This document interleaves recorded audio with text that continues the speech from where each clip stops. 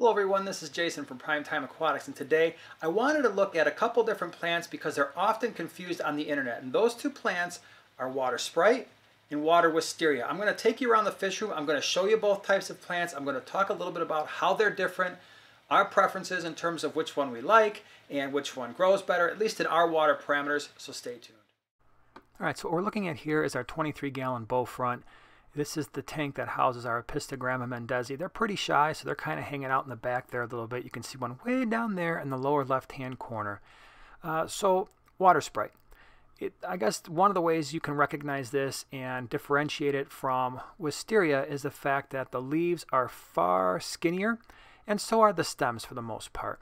So if we look pretty closely, and I'll zoom in here in a second, but you'll see that they're pretty skinny leaves.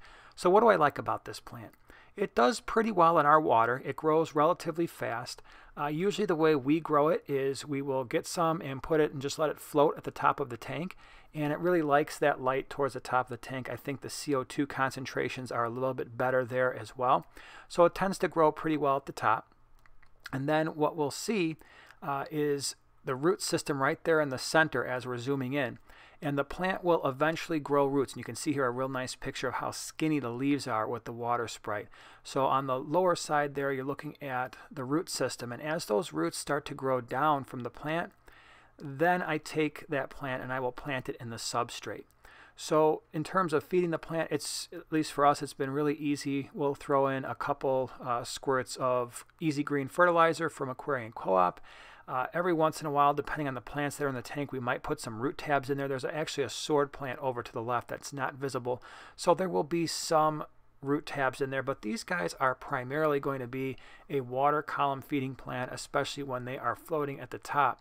So I guess the advantages are it's a relatively easy plant to grow. We don't do any CO2 in this tank. The light is a Phoenix Stingray, so it's not an especially high intensity light. The fertilizer is cheap, and it's pretty much one of those plants you throw it in a tank and just let it go. In terms of the amount of light, we generally don't have the lights on for more than about 7 or 8 hours a day in our tanks, and this plant seems to respond fairly well to that. Now, disadvantages, things I don't necessarily like about this plant. One, when the leaves die, they are very tiny. They're very skinny, and so it's a little bit harder to get those things out of the tank. They kind of stick to the top part of the glass as well when they start to die off. So that's a little bit annoying, but it's not a terrible thing. The other thing I don't generally like about this plant is the fact that even with relatively long roots, I have a heck of a hard time keeping that plant planted in the substrate. And I've tried it in sand, I've tried it in gravel, and it just doesn't seem to grip as easily as some of the other plants. Now I might be unique with this experience. So if you keep water Sprite and you've had no issues planting that in the substrate, definitely leave that in the comments section below, because I don't want people to think that this is a common thing if it's not. But it has been for me. It just doesn't root well. These plants that you're looking at, I put them in the substrate a couple days earlier, and so far they've stayed, but it just seems like over time what winds up happening, it could just be the fish that we have in our tanks, eventually those plants start to uproot and they wind up floating at the surface again. But other than that, it's been a really good plant. I don't have too many negatives to say about it. It grows well for us in our water. All right, so what we're looking at here is a 20 high. You've actually seen this tank before when we compared the 20 high versus the 20 long. This tank has water Wisteria. And now you'll notice here the leaves are a little bit thicker. Not much. They're still a relatively narrow leaf plant, but the leaves are thicker than what we would see in water Sprite, as well as the stems. The stems are thicker as well. So here's a nice up-close picture, and you can see how the leaves are structured. So again, this is water Wisteria.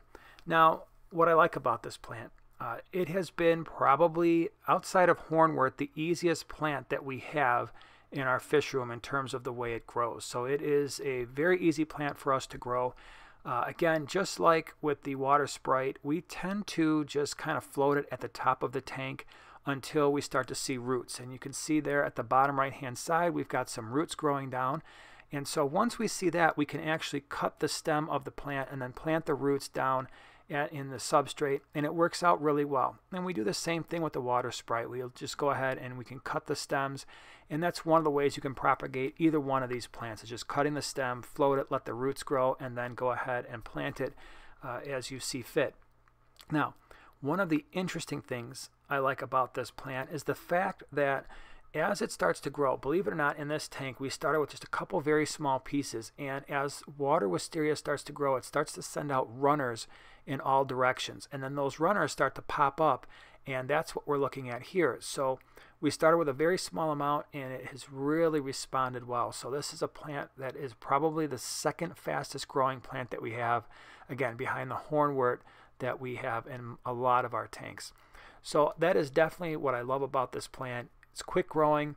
Again, just like the water Sprite, all we do is some liquid fertilizer, and we do put some root tabs in with these guys as well, usually because we have other plants in the tank besides water wisteria, although in this tank I think that's all we have. I'll still put a couple root tabs in there just because there are roots.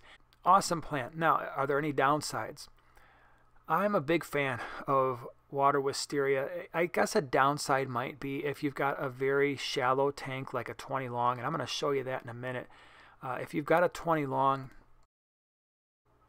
as you can see here, it's not a very tall tank, and so this is actually the 20 long that houses our Thalictroide maculopinus. You can see them all kind of hanging out under the plant, but there's some hornwort floating around on the top as well. But it's a pretty fast growing plant. Both of these plants might get, you know, a couple feet high, and so if you've got a short tank, you're going to find yourself trimming some of this quite frequently, because what will happen as this plant starts to grow towards the surface, if it can't break the surface of the water, it starts to kind of bend.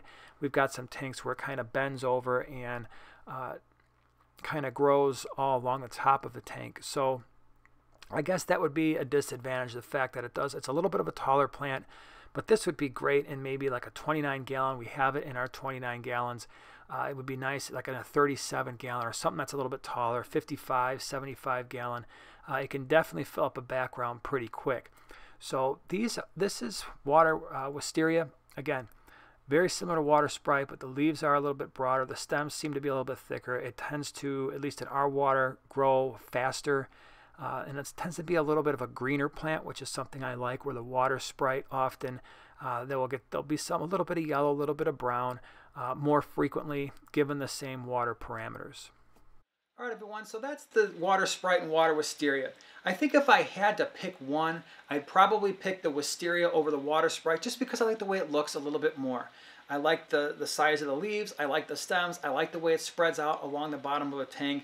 It's a little bit healthier, at least in our water, and it stays rooted a little bit easier, again, based on the setups that we have. So if you've got a preference for one, if you've got experience with either one of these, and you'd like to share that experience in the comments section, certainly go ahead and do that. If you like water Sprite or water wisteria, let us know which one you like the best. If you like this video, share, subscribe, and we'll see you in the next one.